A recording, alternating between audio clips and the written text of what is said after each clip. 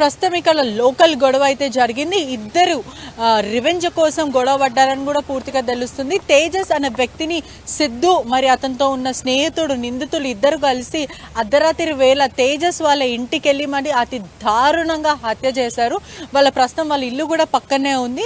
ఆ ముందు బిల్డింగ్ నుంచి అతని ఇంట్లో నుంచి తీసుకొచ్చి రివెంజ్ లోకల్ గొడవలో అతన్ని తీసుకొచ్చి ఇంట్లో నుంచి తీసుకొచ్చి మరి ఇక్కడ మనం ప్రస్తుతం స్పాట్ దగ్గర ఉన్నాం. ఇక్కడ అతని చాకుతోని తల్వార్తోని హత్య చేయడం అయితే జరిగింది, చిన్న చాకుతోని. అదే విధంగా వీళ్ళు హత్య చేసి మరి నిందితులు ఇన్స్టాగ్రామ్ లో పోస్ట్ చేశారు. సిద్ధు బోల్తే, సిద్ధు అనే వ్యక్తి తేజస్ ని చంపడం జరిగింది. సిద్ధు బోల్తే నామ్తో పతా హేనా, నేను ఎవరికి భయపడను, నాకే అందరూ భయపడాలి అంటే ఒక రౌడీజం చూపించడానికి ఇన్స్టాగ్రామ్ లో సోషల్ మీడియాలో ఫేమస్ అవ్వడానికి చేశాను తెలుస్తుంది. ఇంటి దగ్గర నుంచి సుమారు 50 మీటర్స్ వరకే ఉంది. అతను అర్ధరాత్రి వేళ అతను ఒంటరిగా ఉన్నారు. వాళ్ళ కుటుంబ సభ్యులు మాత్రం ఎవరు ఉండరు ఇంట్లో. వాళ్ళ మదర్ ఊరికి వెళ్ళడం అయితే జరిగింది. తల్లిదండ్రులు అంటే ఎవరైతే తండ్రి లేడు, చనిపోయారని కూడా తెలుస్తుంది. తేజస్ ని ఇక్కడి వరకు తీసుకొచ్చి మనం ఇసుక కనిపిస్తుంది, అక్కడంతా క్రైమ్ సీన్ అయితే చోటు చేసుకుంది. మనం పూర్తిగా బ్యాండేజ్ కూడా చూడొచ్చు, డు నాట్ క్రాస్ అనేది.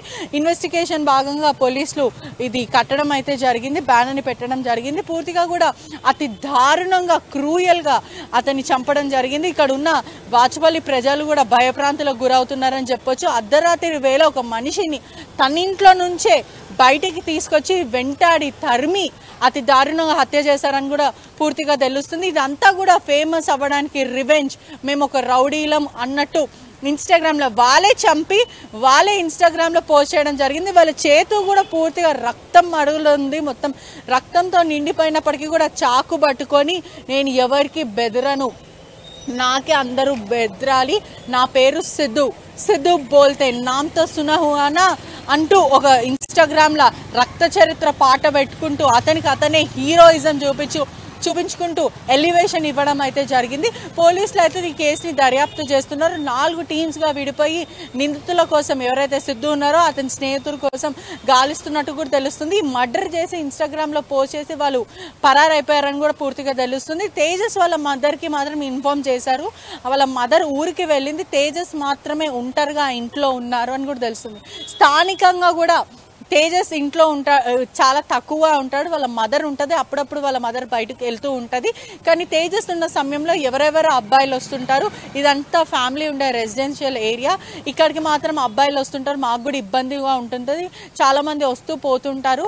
వీళ్ళు వచ్చి కూడా 2 months వరకే అయింది ఇంటికి వచ్చి. అసలు ఇట్లా జరగడం మాకు షాకింగ్ గా, మాకు చాలా భయం అవుతుంది. ఎందుకంటే మా ఇంటి ముందే ఇది జరగడం ఇంకా భయం అవుతుంది అని చెప్పి ప్రజలు చెప్పడం అయితే జరుగుతుంది. అర్ధరాత్రి వేళ మనం ఇక్కడ లోకల్ గా షాప్స్ కూడా చూడొచ్చు. ఇవన్నీ మూసి ఉన్న సమయంలో జరిగిందంటే ఇక్కడ అంతా కూడా రెసిడెన్షియల్ ఏరియా, అంటే ఎవరింట్లో వాళ్ళు ఉంటారు. షాప్స్ కూడా ఇక్కడ కనిపిస్తుంది. అర్ధరాత్రి సుమారుగా 3:30 ప్రాంతం ఆ టైంలో 3:30 నుంచి 4 ఆ టైంలో జరిగింది. కాబట్టి ఎవరికి కూడా అరుపులు ఇలాంటివి ఏది వినపడలే అని వాళ్ళు చెప్పడం అయితే జరుగుతుందంటే ఒకసారి ఆలోచించండి, ఎంత దారుణమైన విషయం అంటే ఒక మనిషిని ఇంట్లో నుంచి లాక్కొని మరి చేసింది ఎవరో పెద్దవాళ్ళు, క్రిమినల్స్ కూడా కాదు, వాళ్ళంతా స్టూడెంట్స్. అంటే 25 సంవత్సరాలు 23 సంవత్సరాలు ఉండేవాళ్ళు. వీళ్ళు సరిగా చదవకుండా మద్యానికి బానిస అయిపోయి డ్రగ్స్కి అలవాటు పడి గంజాయి తాగుతూ ఈ మత్తులో చేస్తున్నారా, లేకపోతే అంటే వాళ్ళకు ఒక ఇన్ఫ్లుయెన్స్ ఎట్లా అంటే మేము ఫేమస్ అయిపోవాలి, మా మీద ఒక రౌడీ షీటర్ ఓపెన్ కావాలి, మమ్మల్ని అందరు చూసి భయప్రాంతులకు గురి అవ్వాలి, అందరు మమ్మల్ని బాయ్ అని పిలవాలి, మా వెనకాల ఇంకో 20 మంది నడవాలి అని ఒక బ్యాడ్ ఇన్ఫ్లుయెన్స్ అయిపోయి వాళ్ళు ఒక బ్యాడ్ ట్రామటైజ్గా ఫీల్ అయ్యి వాళ్ళు ఇవంతా చేయడం కూడా జరుగుతుంది. ప్రస్తుతం మాత్రం నిందితులు పరారీలో ఉన్నారని కూడా తెలుస్తుంది. చూడాలి, పోలీసులు అయితే 4 టీమ్స్ గా అయితే గాలింపు చర్యలు అయితే చేస్తున్నట్టు కూడా తెలుస్తుంది. ఆ తరుణ్ ఎవరైతే తేజస్ ఉన్నారో ఆ తేజస్ బాడీని కూడా గాంధీకి షిఫ్ట్ చేయడం అయితే జరిగిందని కూడా పూర్తిగా తెలుస్తుంది. కెమెరామెన్ శివతో పరిచయ రిపోర్టింగ్ RTV హైదరాబాద్. మొత్తానికి 5 నెలల క్రితం SR నగర్లో దాసారం బస్తీకి చెందిన తరుణ్ రాయ్ అనే యువకుడిని హత్య చేసిన ఘటనకు సంబంధించి నిన్న జరిగిన హత్యకు సంబంధం ఉంది అని పోలీసులు అంటున్నారు. ఒక్కసారి నిన్న తాజాగా జరిగిన తేజస్ హత్యకు సంబంధించి ఏసీపీ ఏమన్నారు ఇంకొకసారి చూద్దాం.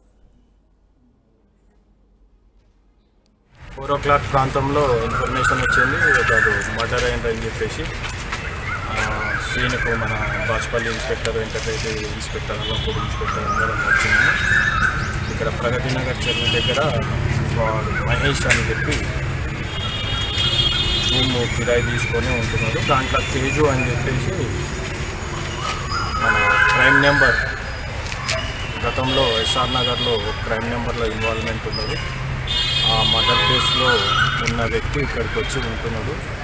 అతన్ని గుర్తు తెలియని వ్యక్తులు అంటే వాళ్ళ ఫ్రెండ్సే కలిసి రాత్రి మందు పార్టీ చేసుకొని ఇక్కడ ప్రగతి నగర్ కిందికి అతన్ని పిలిపించి మర్డర్ చేసేది.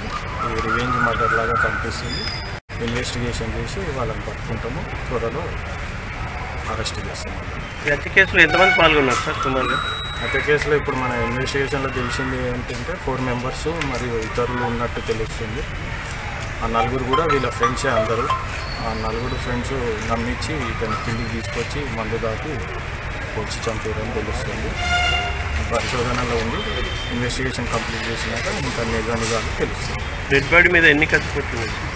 సుమారు 10 నుంచి 11 కత్తిపోట్లు మనకు కనిపిస్తున్నాయి. పిఎంఈ అయినాక ఇంకా క్లియర్గా మనకు తెలుస్తుంది.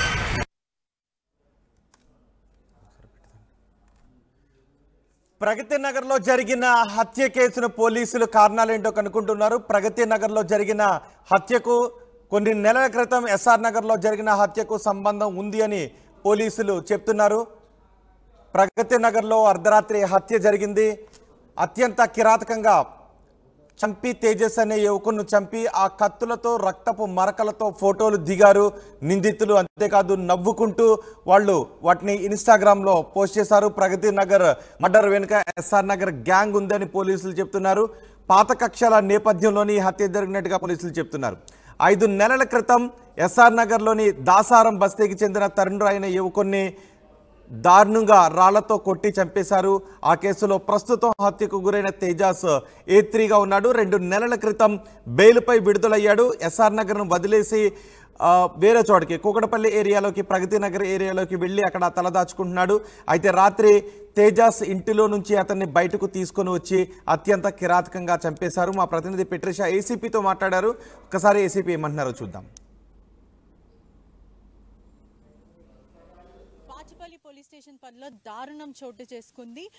లోకల్ గ్యాంగ్ వార్ అయితే జరిగింది. ఇది నిందితులు ఎవరైతే ఉన్నారో గతంలో ఎస్ఆర్ నగర్ తరుణ్ రాయ్ కేసులో ఉన్న వాళ్ళు తరుణ్ అన్నని చంపుతావా అని చెప్పి అక్కడి గ్యాంగ్ వాళ్ళు మిగతా గ్యాంగ్ ని చంపడం అయితే జరిగింది. అసలు పూర్తి కేసు వివరాలు ఏంటి అని మనతో పాటు ఏసీపీ గారు ఉన్నారు.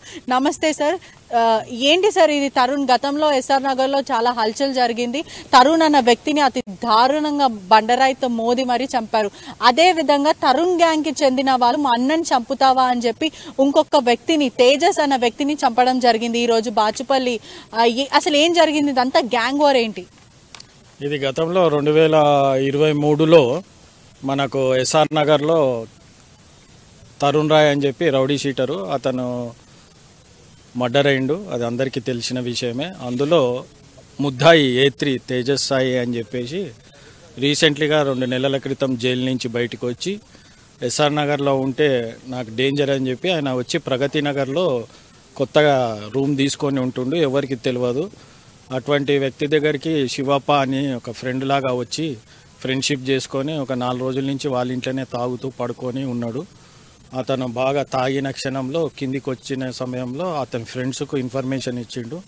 దాంట్లో సమీరు మరియు ఇతరులు వచ్చి సిద్ధప్ప శివప్ప అని చెప్పేసి ఇంకా మిగతా వాళ్ళు వచ్చేసి ఇతని ఇంటి దగ్గర ఏడైతే రెంటుకుంటున్నారో ప్రగతి నగర్ చెరువు కట్ట దగ్గర అతన్ని వెంబడించి పొడిచి చంపినరని మాకు ఇన్ఫర్మేషన్ మార్నింగ్ 5:30కి వచ్చింది.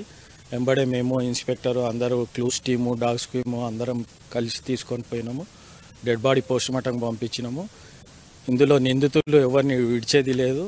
చాలా స్ట్రిక్ట్గా యాక్షన్ తీసుకుంటాము. వాళ్ళపై చర్యలు తీసుకోవడానికి ఒక 4 టీములు పెట్టి ఎస్ఐస్ను ఇన్స్పెక్టర్స్ను పంపించినాము. త్వరలో అదుపులోకి తీసుకొని ఇన్వెస్టిగేషన్ చేసి మిగతా అప్డేట్స్ మీకు మళ్ళీ చెప్తాం. ఇదే విధంగా ఎస్ఆర్ నగర్ లో కూడా గతంలో ఇంత పెద్ద హల్చల్ అయితే జరిగింది. ఆ గ్యాంగే మళ్ళీ ఇప్పుడు బాచుపల్లి వరకు వచ్చింది. ఇదంతా కూడా ఎంతమంది